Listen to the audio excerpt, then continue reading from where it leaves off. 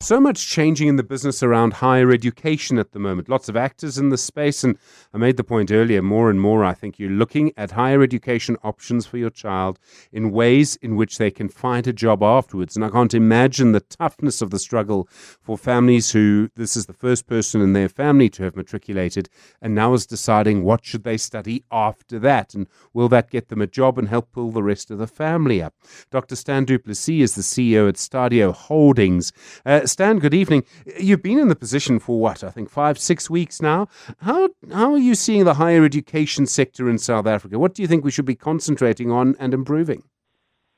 Even the biggest problem we have is one of efficient scale. We have an enormous amount of resources in higher education in South Africa. We spend collectively as a society a large proportion of GDP on higher education.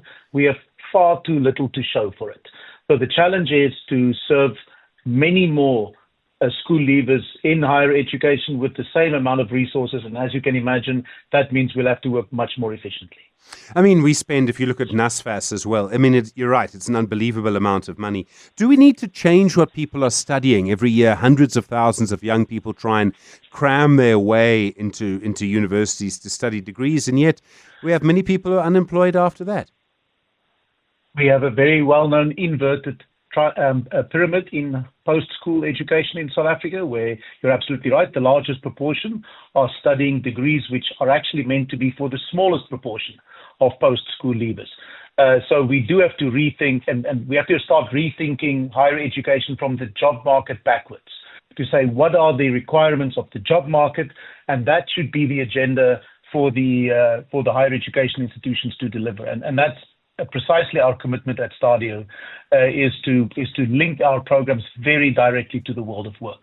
How do we change that then? I mean, I presume nobody's really, or very few people are spending much time studying ancient Latin or anything like that. What kind of qualifications are you finding that there is demand for? Well, there's an enormous demand for qualifications in law, in commerce, in education, in IT. We have great interest in our new programs in engineering as well as in architecture. So the economy is rich and diverse.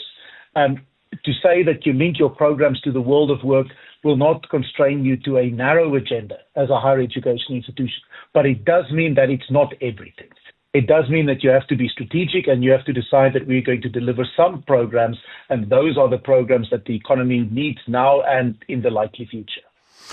You have a long career in public education. I think you were at the University of Stellenbosch before you came to STADIO, Stan. Now the for-profit sector, is it as different as you thought it might be?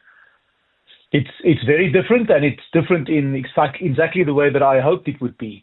The private sector incentives provide us with precisely the incentive structure to make the strategic decisions that are required in higher education.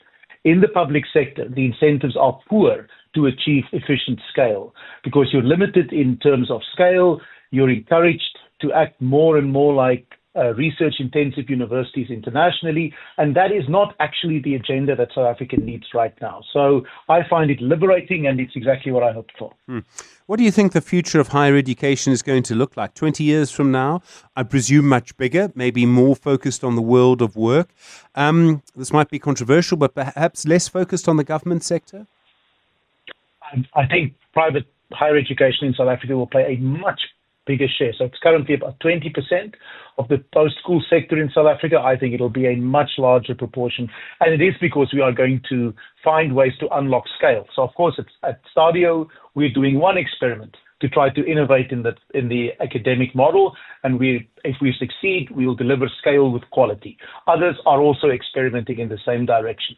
That's the way the market works. I think that's our best bet as a society on these exciting experiments that are currently occurring in the private sector. Dr Stan du Plessis, thanks very much indeed. CEO of STADIO Holdings. Well, quite enthusiastic in a way about the future of higher education. I mean, clearly there is a lot of room for growth and people will do anything to get their children in. And I mean, just sort of reflecting on the comment about, and we all know this, too many people trying to get to universities. I remember Gwede Mantashe years and years and years ago always making the point that he had never met an unemployed artisan in South Africa. And if you look at what plumbers and electricians can charge, for example, it seems to me quite strange we don't push more and more young people into that. But I think the reason is, and the reason is obvious, we all want our children to be able to join the elite. And we see the best road to that is through a university education. Now, I understand that. I want that for my children too, to be in whatever we describe as the elites of society. It doesn't mean it's always the best outcome, though. And of course, there's plenty of scope for employment, small businesses, and everything else in the artisan sector.